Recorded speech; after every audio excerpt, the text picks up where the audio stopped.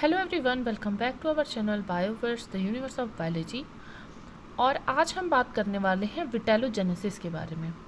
अगर आप BSc 6 semester zoology के स्टूडेंट्स हैं तो आपके लिए ये बहुत ही इम्पॉर्टेंट क्वेश्चन हो सकता है, क्योंकि आपके एग्ज़ाम में इस पर एक शॉर्ट नोट ज़रूर से ज़रूर आ सकता है। ठीक है, तो चलिए स्टार्ट करते हैं।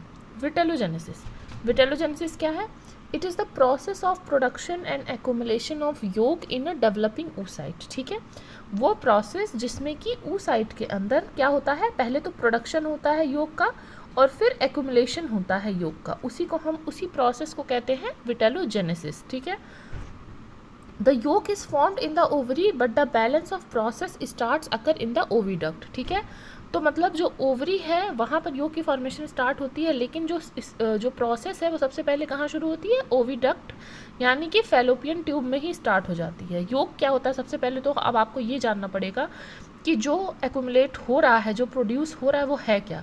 तो योग क्या है? It is a heterogeneous substance, मतलब कि बहुत सारी चीज़ों का मिक्स है। हेट्रोजीनस मतलब क्या होता है? अलग अलग चीज़ों को जब एक साथ मिलाया जाता है। ठीक है, हेट्रोजेनस सब्सटेंस है, और जो है protein, phospholipid, natural fat, glycogen और अलग जो है कार्बोहाइड्रेट, ये सबसे मिलके बना होता है। ठीक है, अगर योग में ज़्यादा लिपिड अवेलेबल होगा तो उसको फैटी योग कहा जाएगा।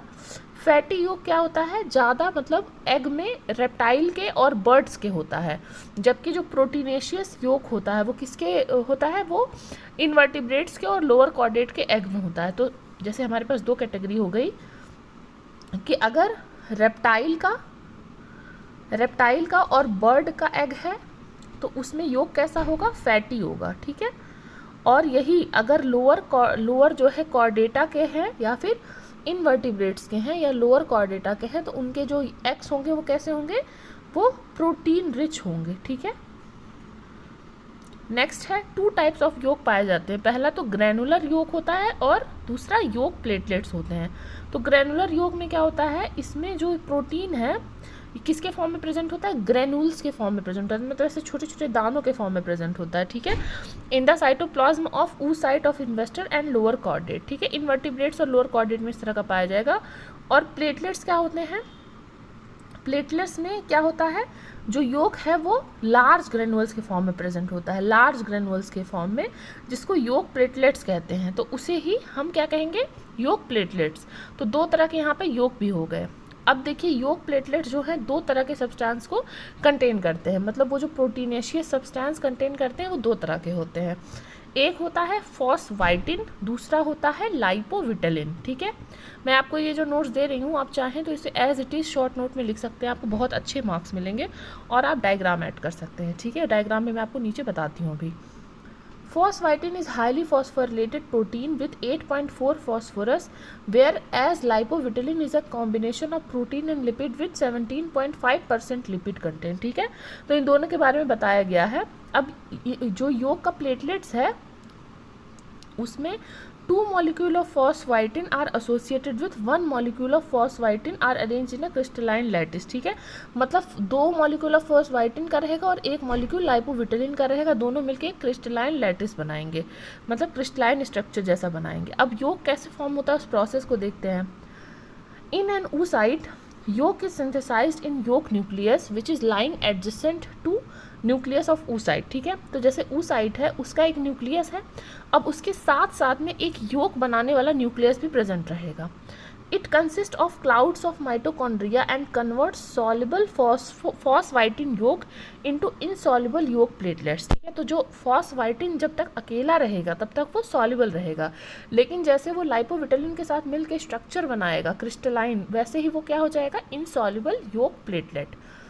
The Golgi complex, endoplasmic reticulum and then mitochondria of oocyte are involved in protein synthesis। ये तो मिल के सब प्रोटीन को सिंथेसाइज करते हैं।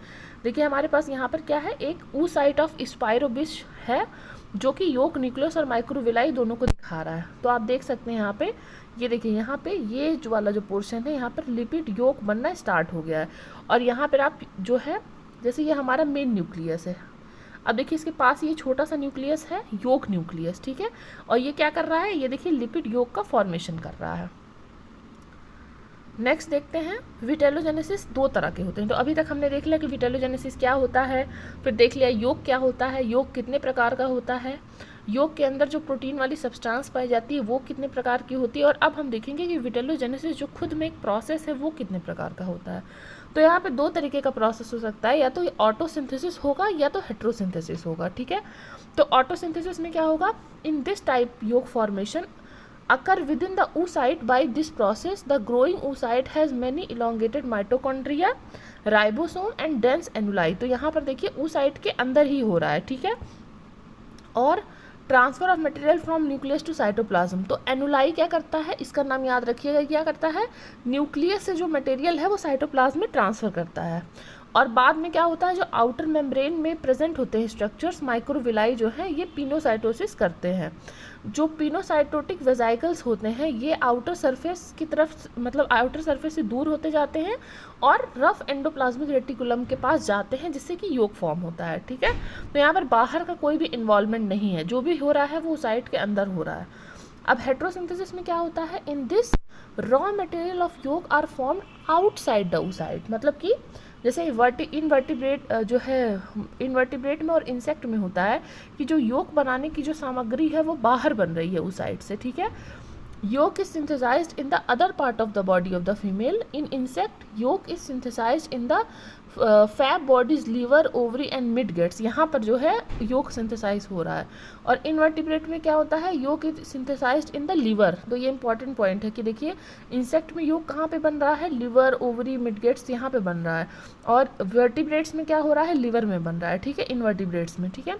Then transported from these organ to ovarian follicle by blood, ठीक है। ओवेरियन फॉलिकल तक इसको ब्लड से लेके जाया जाता है।